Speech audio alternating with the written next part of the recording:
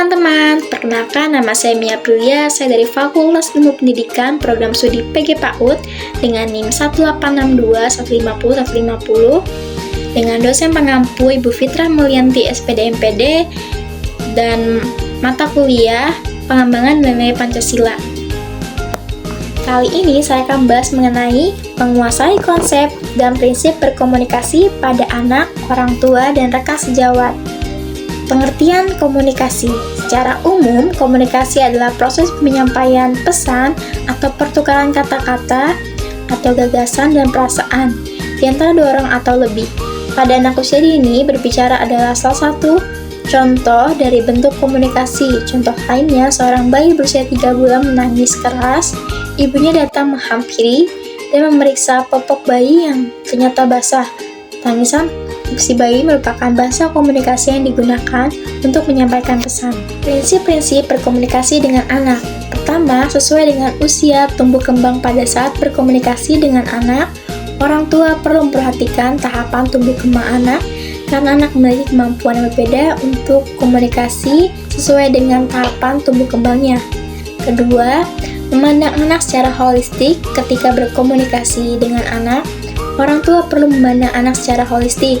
Misalnya, ketika sakit, anak tidak hanya sakit secara fisik, melainkan juga dapat secara psikososial karena perpisahan atau kehilangan teman. Lalu yang ketiga, positif dan mengutamakan strength-based approach. Mengunggulkan kekuatan atau kelebihan anak. Adalah penting agar anak merasa adik kuat saat dirawat di rumah sakit. 4. Mampu memenuhi kebutuhan anak termasuk anak dengan disabilitas, ketidakmampuan lain.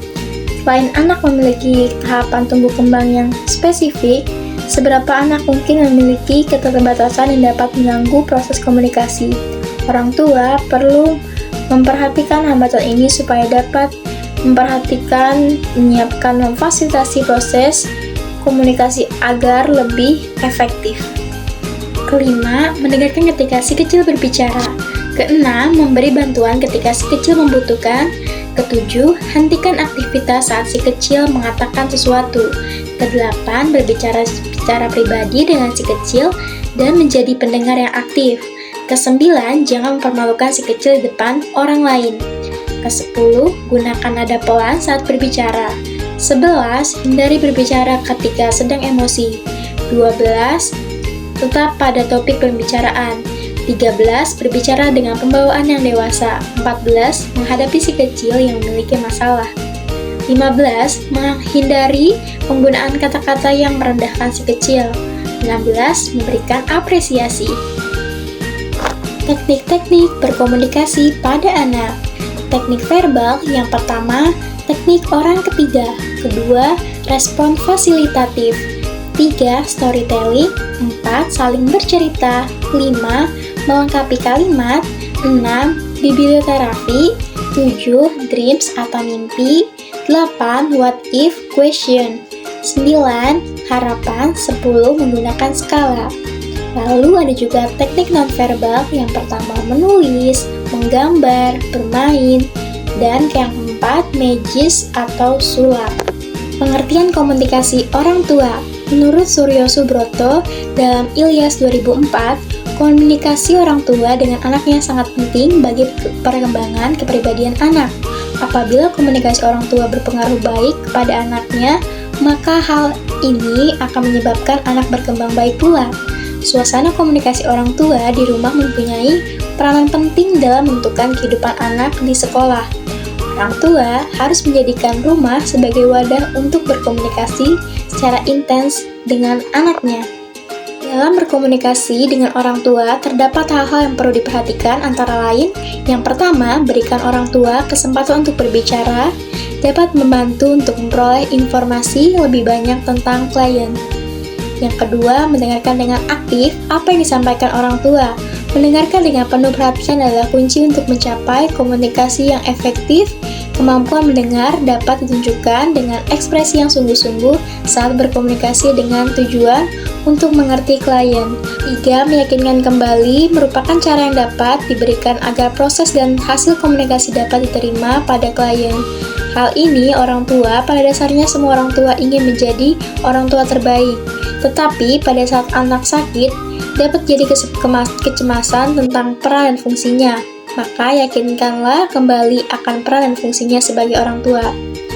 Keempat, merumuskan kembali dalam mencapai tujuan pemecahan masalah.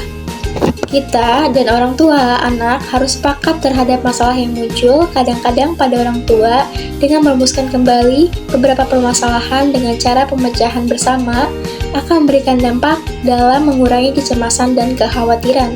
Lalu yang kelima, anticipatory guidance. Perawat memberikan beberapa petunjuk tentang kemungkinan masalah yang dapat terjadi pada anak. Masalah dapat diinformasikan terlebih dahulu untuk mengantisipasi tentang kemungkinan yang terjadi sehingga orang tua siap bila masalah itu muncul. Keenam, menghindari hambatan dalam komunikasi merupakan strategi untuk meminimalkan masalah atau miskomunikasi. Menghindari hambatan dalam komunikasi dapat dilakukan dengan cara mengaplikasikan teknik-teknik komunikasi yang efektif. Karakteristik komunikasi yang efektif: A. Keterbukaan, B. Empati, C. Dukungan, D. Rasa positif, E. Kesetaraan atau kesamaan. Model-model komunikasi anak dan keluarga: A. Stop Lock Listen, B. Model ILS, Invite, Listen, Summaries, C. Model Respect, Rapport, Empathy, Support, Partnership, Explanation, Cultural Competence, Trust. D. Model Care, Comfort, Acceptance, Responsiveness, Empathy. Pengertian komunikasi terhadap teman sejawat. Komunikasi antara teman sebaya atau teman sejawat adalah proses pertukaran informasi antara individu yang saling bertatap muka antara dua orang atau lebih, baik secara verbal maupun non-verbal yang dilakukan bersama teman seumuran atau teman satu profesinya, dengan tujuan dan keinginan yang sama.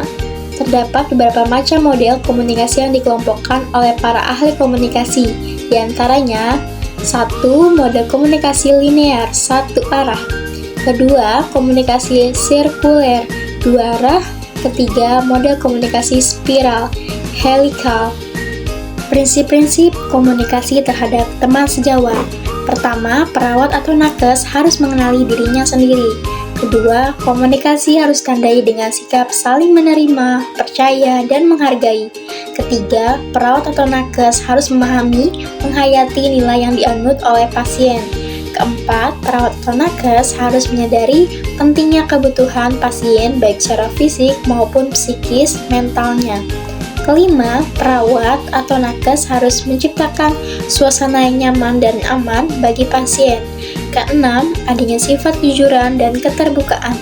Ketujuh, perawat atau nakes mampu memiliki peran sebagai role model. Kedelapan, bertanggung jawab. Sekian presentasi dari saya, semoga bermanfaat. Kurang lebihnya saya mohon maaf. Wassalamualaikum warahmatullahi wabarakatuh. Bye-bye.